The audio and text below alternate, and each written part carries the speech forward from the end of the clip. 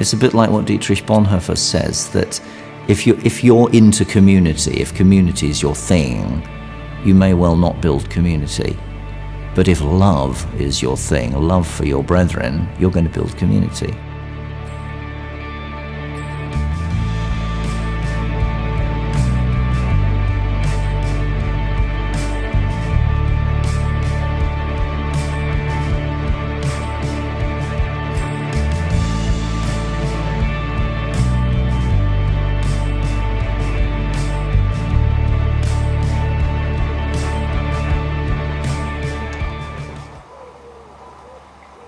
In the past, I was stirred by Jesus' word that we will be known as his disciples by our love for one another.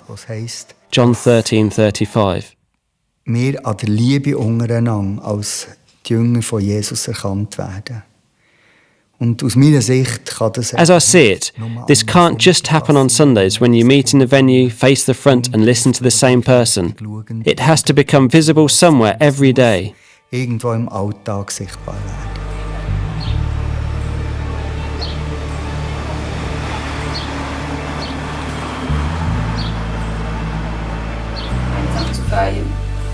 Also ich glaube, in der heutigen individualistischen Welt. In today's individualistic world, a community has a strong statement to broadcast. That's what we are experiencing here. We don't have to say very much. People see how we are with each other, how we live together and serve each other. It's the big picture and it displays inwards and outward. Nicht nur gegen innen eben wirkt, sondern auch gegen außen.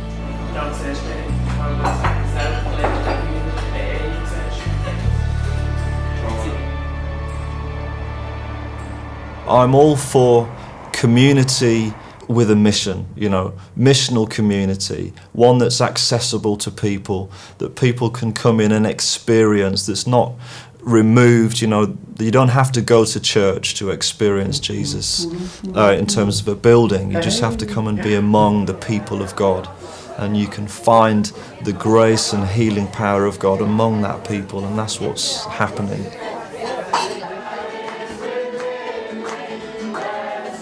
One person can campaign for justice or for equality or for righteousness, but a community embodies it and expresses it. And if there were a group of us, that picture of all of us coming together, we could really reflect maybe something of what church was like, what Jesus really was like. Gemeinschaft hält lebendig. Community keeps me on my toes. It challenges me to change, to engage with other things. You can't set yourself up as the ultimate standard because life is seriously impoverished when you only get on well with yourself.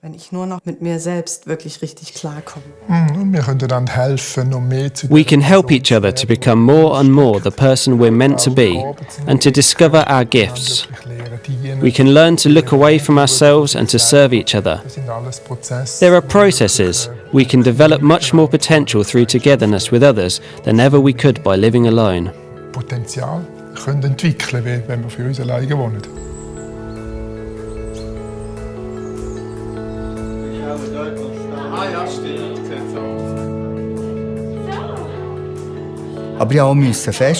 I've concluded, however, that living together under one roof is no guarantee of community. Nicht eine Garantie ist, dass man wirklich Gemeinschaft hat.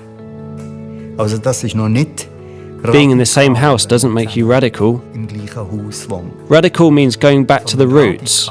Radical means being ready to open up to others. No hiding, letting your mask drop. Radikal ist, wenn du bereit bist, dich dem anderen zu offenbaren.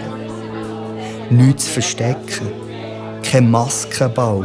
Das Intimität. Intimacy roughly translates as into fear.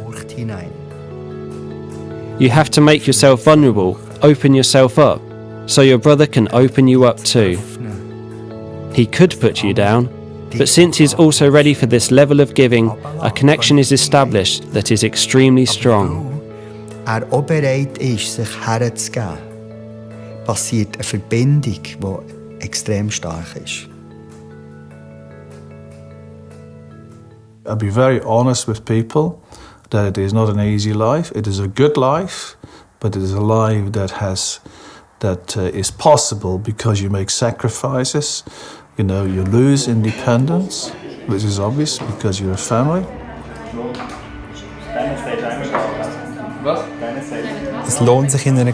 It's good living in community because society generally is so individualistic. Everyone lives for themselves and seems to think that what they get out of it is freedom. You do what you like, it's cool, but in fact you lose a great deal by living your life alone. When you're on a journey together, it can seem at first like you're losing out, sacrificing your time, doing things for others, even housekeeping for them, but you get so much back.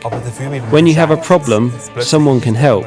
If you're studying, someone can give you input, and so on. You recognise that other people are there for you to help you on. It's give and take, which makes life valuable. We have gifts we bless others with. We can help and support them.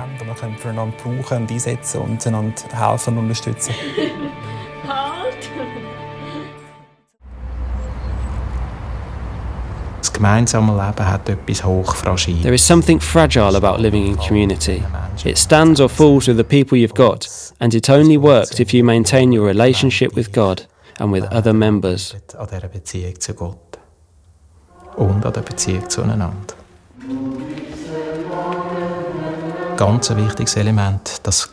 One crucial element is prayer.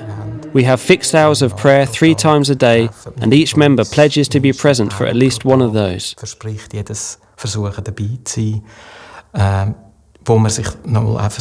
That's where we seek to align ourselves with Christ in daily life. And it's this, I believe, that has carried our community through the decades and given it a firm foundation. I find the life of the first Christians, as we read it in the book of Acts, really gripping.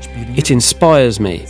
It's not a question of whether we copy all they did, but rather that we let ourselves be inspired. In Psalm 133 we read, "Behold how good and pleasant it is when brothers dwell in unity."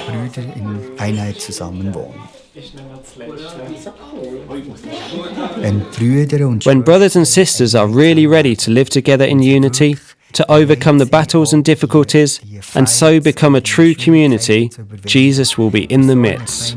That is what He's like. Und das ist genau sein Wesen.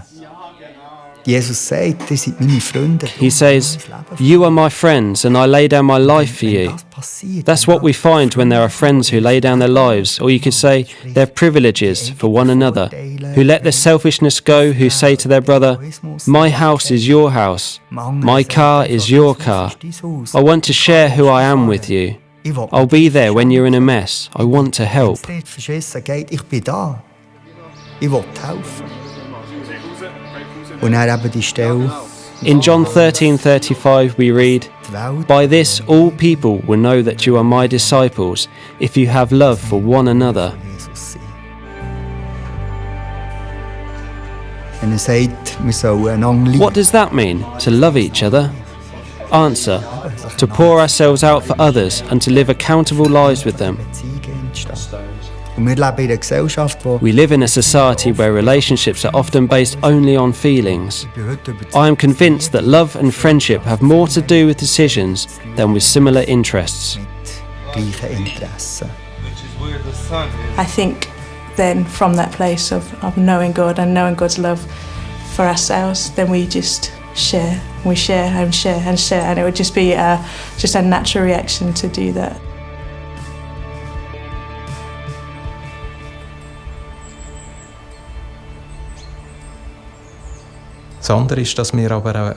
The other thing is that we want to be involved with people on the margins, to offer them the chance to integrate once more and find their way in life.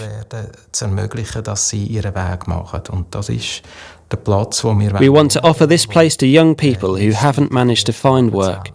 We want to enable them to undergo training in the various professions represented here: agriculture, cooking, housekeeping or maintenance.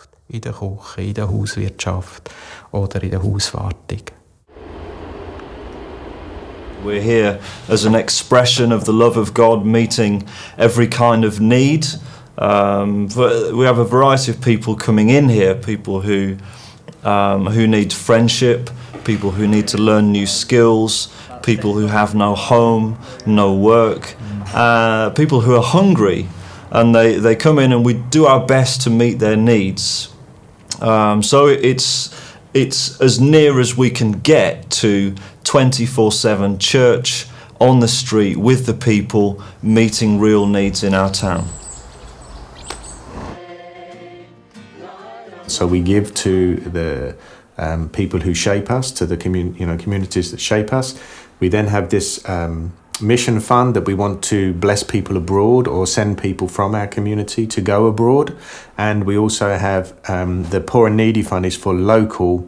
Everybody in the community then has opportunity and access to this fund. So if they see someone who is a single mum who's just lost their washing machine, for example, and they didn't have the money personally to do it, they can pull on the 24/7 Poor and Needy Fund to do that. We need to encourage people to look and to see and to be brave enough to take and give the money. So, but it's available then to everybody.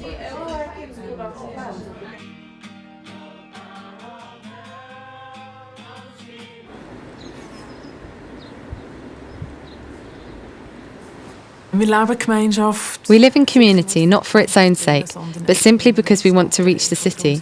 Our neighbours matter to us, especially right now the heroin dispensary, because we have a lot of contact on the streets with addicts who go there to collect their heroin substitute or methadone. It's important to us that we open our doors once a month for them to have brunch with us, so we can deepen our friendship with them and give them some sense of worth, that they are not the scum of the earth, but that God really values them. These are practical results and we want more of them, not just the nice parts. We want to see lasting change in their lives. We have made concrete relationships that are time-consuming, but which are real fruits of our outreach. Aber wo wir die Früchte aus dem Outreach, die wir machen.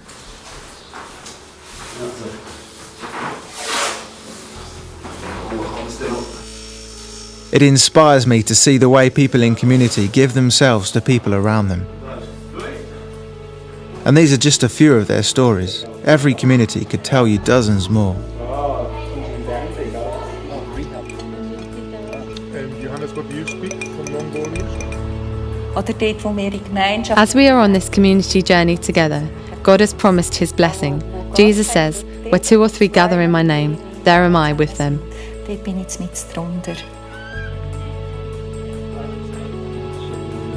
And then as you come together, hopefully people in our town, even when we're on our own, will say, no, that's the picture of Jesus that I didn't ever see before. So my journey ends here, with many impressions, inspirations, with a real awareness of how much you gain from living in community. God's love becomes practical and visible when people join their lives together.